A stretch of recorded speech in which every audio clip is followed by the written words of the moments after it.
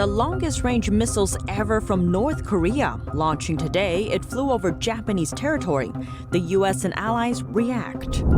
German lawmakers in Taiwan, for the first time since the pandemic broke out, showing support for democracy. No politically sensitive research before the Communist Party Congress. That's the message China reportedly sent to all foreign banks operating on its turf. Beijing looking for info from foreign diplomats in Hong Kong. A message allegedly asking for floor plan details for their homes and offices. And over 100 Chinese police centers operating across the globe, including one in New York. What does it mean for Americans, and what should be done? An expert breaks it down.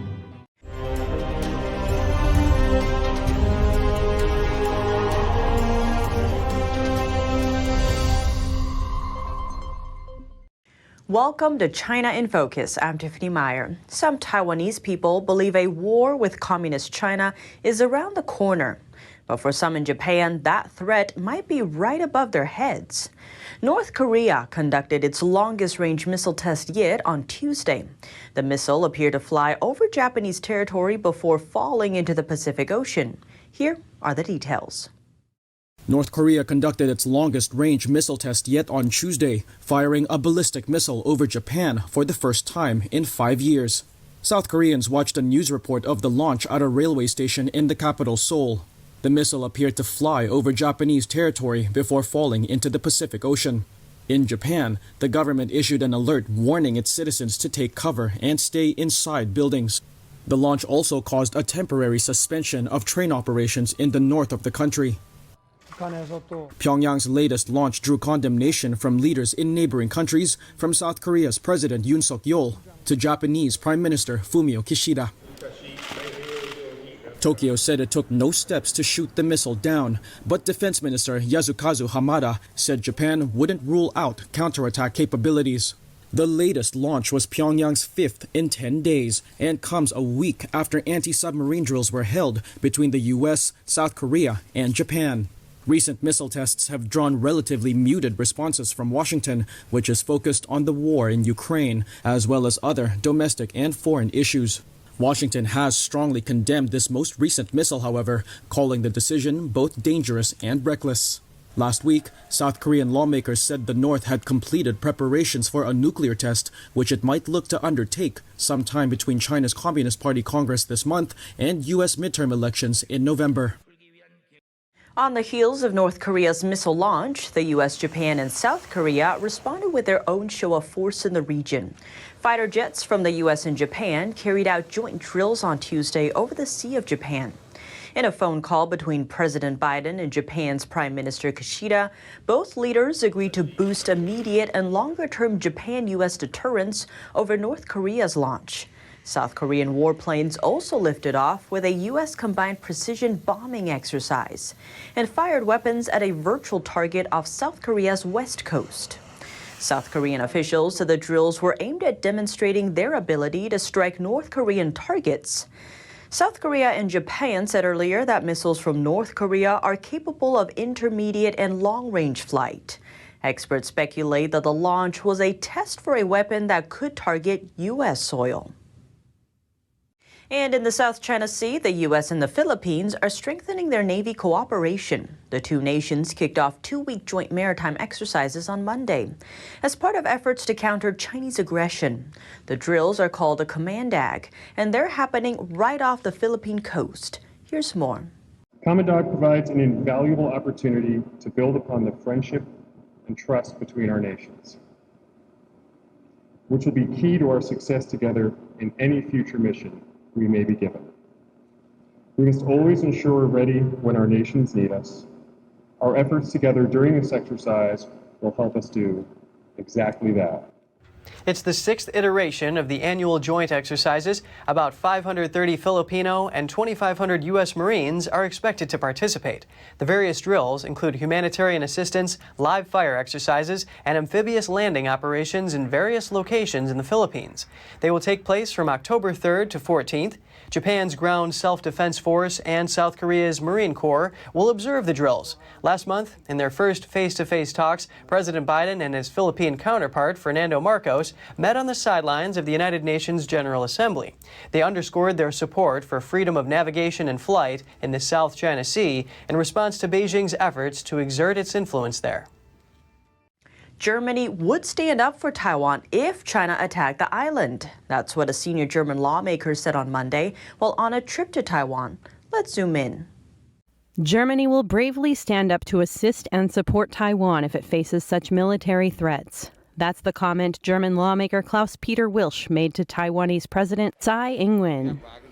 In the German parliament, we have made it clear on various occasions and debates that we find it unacceptable for you to also be threatened with military force by a neighbor to force you into an unwanted collaboration. Wilsch is the chairman of the German-Taiwan Parliamentary Friendship Group.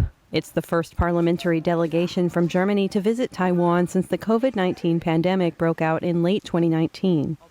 Tsai said Taiwan wants to rally together with democracies worldwide. This is why all democratic countries should rally together even more closely and collaborate to protect the line of defense of the values of freedom and democracy.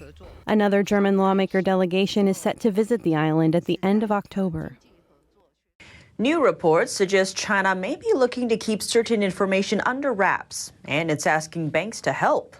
Beijing is allegedly telling foreign investment banks to stay silent on politics ahead of a crucial Communist Party Congress. That's according to a report from the Wall Street Journal, citing anonymous sources. China's securities regulators sent out a message to investment banks, including the Chinese branches of JP Morgan and Goldman Sachs. It asked the banks to not publish research that could be politically sensitive. In the past, Chinese authorities cautioned foreign banks in a similar manner ahead of major political events. The key Communist Party meeting is scheduled for mid-October. It will decide who will hold positions of power in China. Current leader Xi Jinping is expected to secure a third term. NTD reached out to JP Morgan and Goldman Sachs for comment, but did not receive an immediate response.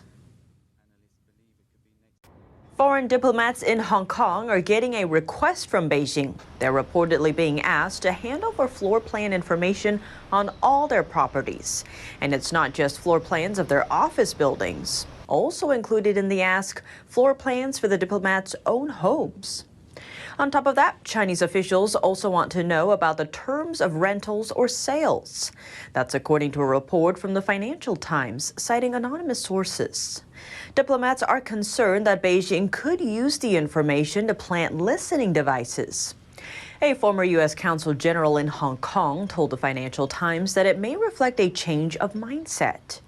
The former diplomat Kurt Tong said before the changes of 2019 and 2020, China's foreign ministry usually took a minimalist approach and mostly avoided the sort of tight control of diplomats seen in the mainland, because their goal was to have foreign missions that could operate easily in Hong Kong to help China do business with the world. He added that now the mindset seems to be that some foreign missions are not welcome. NTD has reached out to U.S. consulates general in Hong Kong for comment, but did not immediately receive a reply. The UK seems to be going on higher alert over the China threat, but just a little. The British government has blocked a Chinese firm from accessing sensitive information about Britain's power grid. That's as concerns grow about Beijing's involvement in critical infrastructure in the West. The UK's business secretary said the deal posed risk to the country's national security. Here's the situation. The UK allowed a subsidiary of a Chinese state-owned company to acquire 35% stake in an energy company called Electricity Northwest, but with certain conditions. Those include restricting the Chinese company's access to critical information, as well as its influence over appointments of key staff members of the British power network operator. The UK's business secretary issued the order under the country's new National Security and Investment Act. The act grants powers to the government to intervene in acquisitions that could harm the UK's national security. Over 100 Chinese police centers are stationed around the world, including in the UK, Canada, and even one in New York City. What's their purpose, and are these Chinese police centers legal in other countries? We sat down with Frank Gaffney, vice chair of the Committee on the Present Age of China, to find out more. So, Frank, there are reports coming out that China has opened over 100 overseas police stations, including one in New York City and 3 in Canada. So to begin, what is China doing with these?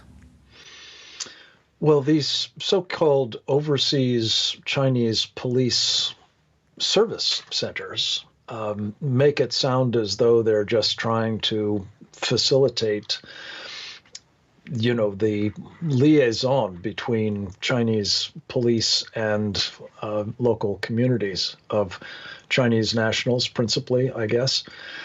In practice, what they are, evidently, is, as frankly one would expect from the Chinese Communist Party, instruments of reaching out and not just touching, but garroting individuals that they seek to either, extricate from wherever they may be and return home to face prosecution there for some cause, or perhaps to force them to engage in, who knows, espionage, recruitment, sabotage, any number of other things, I would imagine. Of particular concern, though, is that according to a report out of Spain by Safeguard Defenders, I believe it's called, some 230,000 people have been compelled to return to China. And that alone, I think, is a extraordinary indictment of what these service centers are actually servicing. And Frank, it sounds like in a way this is letting the Chinese regime almost operate in these other countries. So how is this even legal, or is it legal? The law that they say they are enforcing, which was adopted, I believe, about a year ago, applies not just to Chinese nationals overseas, but also to foreign nationals who they charge with some kind of criminal misconduct. So conceivably, what you're seeing is a vehicle for not just compelling people against their will to return to China, but perhaps compelling foreigners to go there as well to suffer whatever fate the Chinese Communist Party would have in mind for them, which is probably not good. So I would consider this, and I'm not an attorney, but I would consider this to be completely contrary to our laws, to our constitution in this country. And then on a video screen, they have a prosecutor in China sitting with one of the relatives of the target. And the clear message being sent, either explicitly or at least implicitly, is bad things will happen to that individual in China if you do not comply with whatever you're being told to do.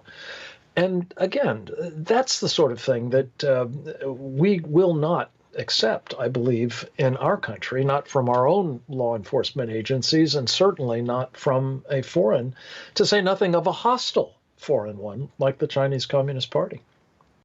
And that's all for today's China in Focus on YouTube. We're now sharing a shortened version of our program here after being demonetized for more than a year. Here's what to look out for in our second half. A closer look at the Chinese police centers in the U.S. and whether Americans should be concerned. You may not be interested in war, but war is interested in you. And the same is true of the Chinese Communist Party. They are very interested in us because they believe, rightly I think, that this country is the only real impediment to the realization of their ambitions. What are the Chinese Communist regime's ambitions? And what could American citizens do against it? The full episode is available on our partner platform, Epoch TV. To sign up, click the link down below. Thanks for watching China in Focus. I'm Tiffany Meyer. See you tomorrow.